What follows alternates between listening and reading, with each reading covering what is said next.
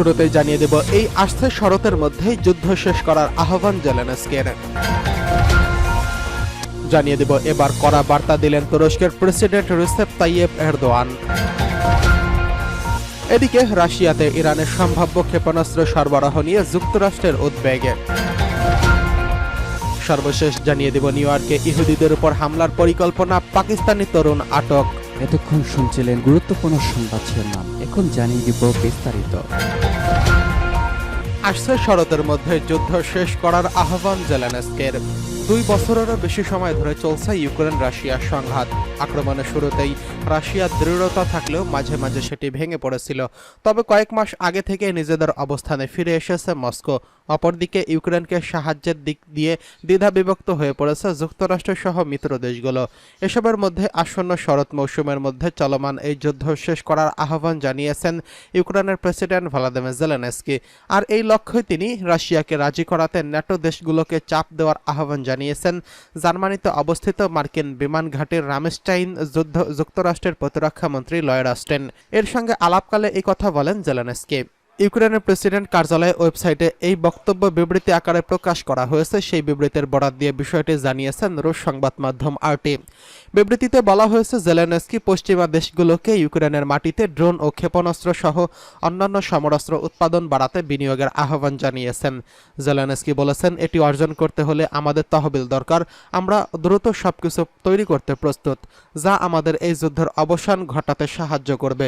সত্যিকারের শান্তির জন্য রাশিয়ার উপর সিদ্ধান্তমূলক চাপ প্রয়োগের মাধ্যমে আসুন আমরা এই শরৎকে রুশ আগ্রাসনের পতনের সময় করে তুলি, এমনভাবে যা যুদ্ধের অবসান ঘটাবে এবং একটি নির্ভরযোগ্য আন্তর্জাতিক নিরাপত্তার ব্যবস্থা পুনরুদ্ধার করবে।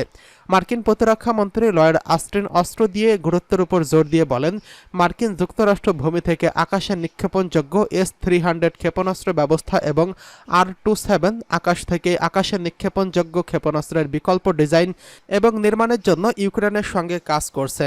ইউক্রেনকে ড্রোন ও ইলেকট্রনিক ওয়্যারফেয়ার সিস্টেম তৈরি করার অনুমতি দেওয়া হয়েছে। এর জন্য ওয়াশিংটন গুরুত্বপূর্ণ উপাদান কেনার জন্য $200 মিলিয়ন বেশি বরাদ্দ করে রেখেছেন। রণক্ষেত্রে কিয়েভের সাম্প্রতিক মাসগুলোতে বেশ কয়েকটি বিপর্যয়ের সম্মুখীন হয়েছেন। রুশ সৈন্যরা অবিচ্ছিন্নভাবে দনবাসে এগিয়ে চলছে এবং পকরভস্ক এলাকায় অগ্রসর হচ্ছে। দনবাস থেকে মস্কোর বেশিরভাগ সৈন্য প্রত্যাহার করতে বাধ্য করানোর আশায় ইউক্রেন 6 আগস্ট রাশিয়ার কুরস্কে আক্রমণ শুরু করে বেশ কয়েকটি গ্রাম ও সীমান্ত শহর সুজ্জা দখল করে। তবে তারপরও রাশিয়ার অগ্রগতি থামেনি। চলতি সপ্তাহে রুশ প্রেসিডেন্ট ভ্লাদিমির পুতিন বলেছেন, কুরস্কে সবচেয়ে সুসজ্জিত অভিজ্ঞ ইউনিট পাঠানোর মাধ্যমে ইউক্রেনীয় সেনাবাহিনীর অন্যান্য ফ্রন্টে তাদের অবস্থান দুর্বল করে তুলেছে। এদিকে এবার কড়া বার্তা দিলেন তুরস্কের প্রেসিডেন্ট রিসেপ তাইয়েপ এরদোয়ান। তুরস্কের প্রেসিডেন্ট রিসেপ তাইয়েপ এরদোয়ান শুক্রবার 6 আগস্ট অধিকৃত পশ্চিম তীরের দখলদারিত্বের বিরুদ্ধে আয়োজিত এক বিক্ষোভ সমাবেশে ইসরায়েলের বর্বর হস্তক্ষেপের নিন্দা জানিয়েছেন। সেখানে দখলদার বাহিনী তুর্কি আমেরিকান এক দ্বৈত নাগরিককে গুলি করে হত্যা করেছে। ইসরায়েলের এই নৃশংসতা এরদোয়ান বর্বর হস্তক্ষেপ হিসেবে অভিহিত করেছেন। এরদোয়ান সামাজিক যোগাযোগ মাধ্যম এক্সে তিনি লিখেছেন, আমি পশ্চিম তীরে দখলদারিত্বের বিরুদ্ধে আয়োজিত বিক্ষোভ সমাবেশে ইসরায়েলের বর্বর হস্তক্ষেপের নিন্দা জানাই এবং ইসরায়েলি হামলায় নিহত আমাদের নাগরিক আইনুর ইজগি আইগির রুহের মাগফিরাত কামনা করছি। এর আগে বিবিসির প্রতিবেদনে বলা হয়, ইহুদি বসতি বাড়ানোর প্রতিবাদে পশ্চিম তীরের নাবলুসের কাছে বেইতা শহরের এক বিক্ষোভ কর্মসূচিতে ইসরায়েলি বাহিনী গুলি চালায়। এতে আয়শানুর ইজগি নামের এই তরুণী নিহত হয়। স্থানীয় সংবাদ মাধ্যমগুলোর দাবি, ইসরায়েলি সেনাদের গুলিতে 26 বছর বয়সী এই নারী মারা গেছেন। শুক্রবারের ওই কর্মসূচিতে অংশ নেওয়া একজন বিবিসিকে জানিয়েছেন, ফিলিস্তিনপন্থী ন্যাশনাল সলিডারিটি মুভমেন্টের হয়ে ওই দিনই প্রথমবারের মতো বিক্ষোভে যোগ দিয়েছিলেন এই গে। একজন প্রত্যক্ষদর্শী বিবিসি ওয়ার্ল্ড সার্ভিসের নিউজ ওয়ার প্রোগ্রামকে বলেছেন, তিনি বিক্ষোভে 2টি গুলি চালানোর শব্দ শুনেছেন। ওই ঘটনায় মার্কিন পররাষ্ট্রমন্ত্রী অ্যান্টনি ব্লিংকেন দুঃখ প্রকাশ করেছেন। হোয়াইট হাউস তাদের মিত্র ইসরায়েলকে দোষারোপ না করলেও ঘটনার তদন্তের আহ্বান জানিয়েছেন। এদিকে রাশিয়াতে ইরানের সম্ভাব্য ক্ষেপণাস্ত্র সরবরাহ নিয়ে যুক্তরাষ্ট্রের উদ্বেগে। রাশিয়াতে ইরান ব্যালিস্টিক মিসাইল সরবরাহ করলে ইউক্রেন সংকট আরও মারাত্মক আকার ধারণ করবে। দুই দেশের সামরিক অংশীদারিত্ব দৃঢ় হচ্ছে এমন প্রতিবেদনের ভিত্তিতে শুক্রবার এই হুঁশিয়ারি দিয়েছে যুক্তরাষ্ট্র। ব্রিটিশ বার্তা সংস্থা রয়টার্স এই খবর জানিয়েছেন। হোয়াইট হাউসের জাতীয় নিরাপত্তা পরিষদের মুখপাত্র শান শ্যাভেট বলেছেন, ইউক্রেনে সর্বাত্মক অভিযান শুরুর পর থেকেই আমরা রাশিয়া ও ইরানের ঘনিষ্ঠ সামরিক অংশীদারিত্ব সতর্কতার সঙ্গে পর্যবেক্ষণ করে আসছি। রাশিয়াকে ইরান অস্ত্র দেওয়ার মানে হচ্ছে ইউক্রেনে চলমান রুশ আগ্রাসনের সমর্থন প্রদান করা। এতে পরিস্থিতি আরও জটিল হতে পারে। আগস্টের এক প্রতিবেদনে রয়টার্স জানিয়েছিল, ইরানের পক্ষ থেকে কয়েকশো ফাথ 360 স্বল্পপাল্লার ব্যালিস্টিক মিসাইল পেতে পারে রাশিয়া। প্রতিবেদনে আরও বলা হয়, রুশ বাহিনীকে অনেক সদস্য ইরানের স্যাটেলাইট নিয়ন্ত্রিত অস্ত্র ব্যবহারের প্রশিক্ষণ নিচ্ছেন। নাম প্রকাশ্যে অনিচ্ছুক এক মার্কিন কর্মকর্তার বরাতে দেশটির সংবাদ মাধ্যম ওয়াল স্ট্রিট জার্নাল শুক্রবার জানিয়েছেন, রাশিয়াতে স্বল্পপাল্লার ক্ষেপণাস্ত্র পাঠাতে যাচ্ছে ইরান। এদিকে সম্ভাব্য অস্ত্র সরবরাহ সতর্কতার সঙ্গে পর্যবেক্ষণ করা হচ্ছে বলে জানিয়েছেন অন্য এক মার্কিন কর্মকর্তা।